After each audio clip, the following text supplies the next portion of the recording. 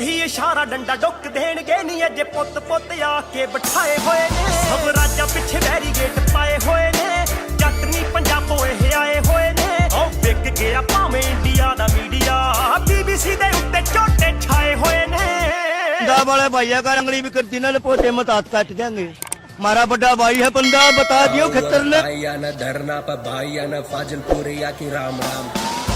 नाके लगाओगे नाके हटा देंगे तो बलियाओ, चाहे हम नहीं मानांगे हक है किसान का खैरात नहीं ले लेंगे।